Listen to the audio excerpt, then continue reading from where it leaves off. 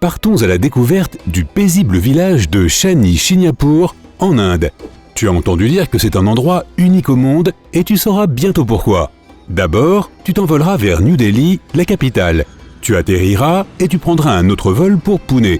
Il te faudra environ 2 heures. De là, tu sauteras dans un train et tu voyageras encore 4 heures jusqu'à Rauri.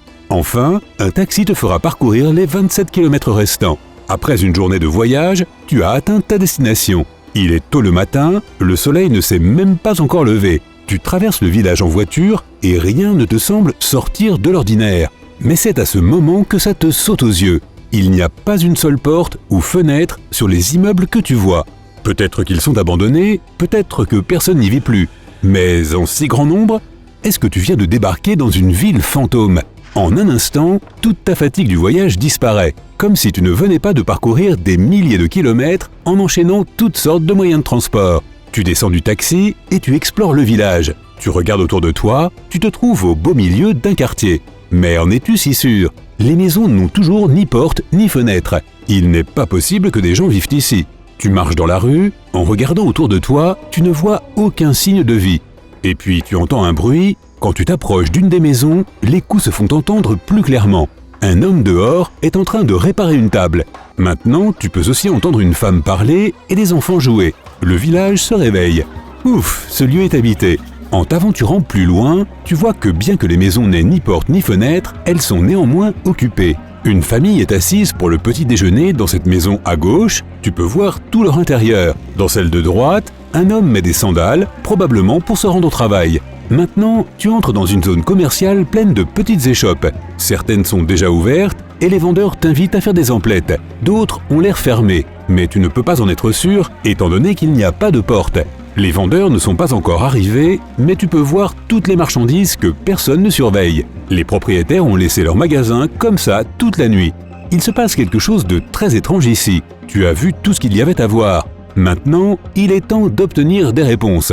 Tu t'approches d'un villageois très âgé. Il a probablement vécu toute sa vie ici, il saura ce qui se passe. Tu le salues respectueusement, puis tu lui poses la question. Pourquoi n'y a-t-il aucune porte, fenêtre ou serrure dans votre village ? Il lève ses yeux sombres et profonds vers toi et te sourit. Je vais te le dire, mon garçon, installe-toi confortablement. La légende raconte qu'il y a 300 ans, de très fortes pluies ont inondé le village. Une grosse dalle de roches noires s'est échouée sur la rive de la rivière Panasnala qui coulait encore à l'époque. Quand la tempête a cessé et que les villageois sont finalement sortis, ils ont trouvé la pierre. Ils l'ont touchée avec un bâton et elle s'est mise à saigner. Stupéfaits, ils l'ont laissée là. Cette nuit-là, Shani, la divinité la plus redoutée de l'hindouisme, a rendu visite au chef du village dans son sommeil. Il lui a dit que la pierre était son icône et qu'il avait décidé qu'il résiderait désormais dans ce village. Il protégerait la population contre tout danger, mais à une condition.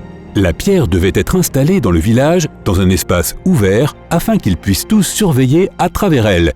Il leur interdit de construire un toit au-dessus de la dalle. Il ne voulait pas vivre dans l'ombre.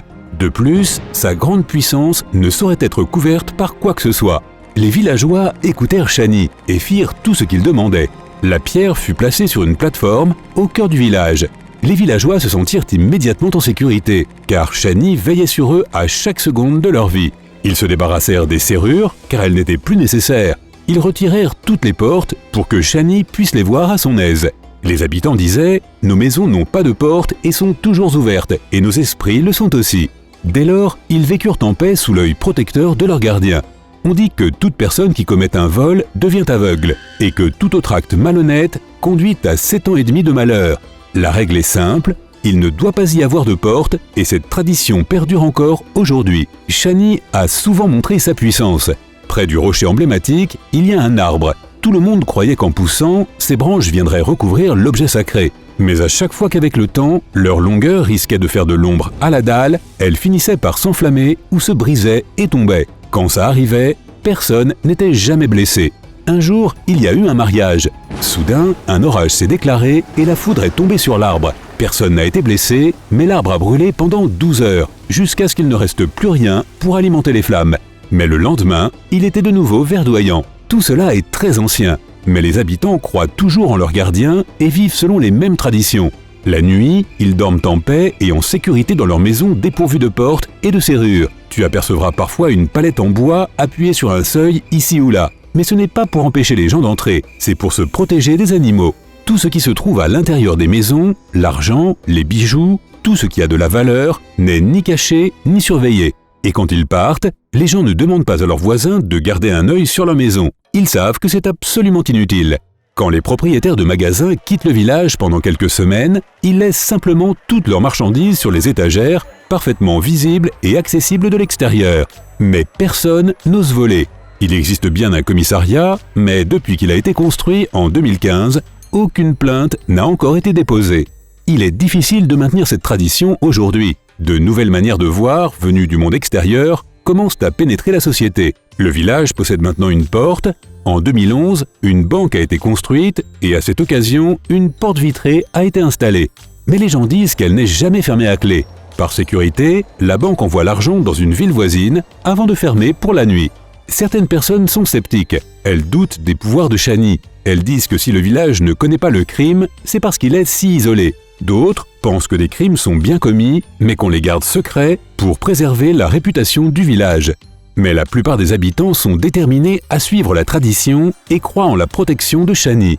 Bien sûr, une personne demande parfois la permission d'installer des portes et des serrures. Et peut-être qu'un jour, l'autorisation sera donnée. De nouvelles règles verront alors le jour et la tradition séculaire sera perdue. Mais peut-être que cet endroit parviendra à conserver son étrange et fascinante coutume. Si tu as appris quelque chose de nouveau aujourd'hui, alors mets un like à cette vidéo et partage-la avec un ami. Et voici d'autres vidéos que tu devrais apprécier. Il te suffit de cliquer à gauche ou à droite et de rester du côté sympa de la vie.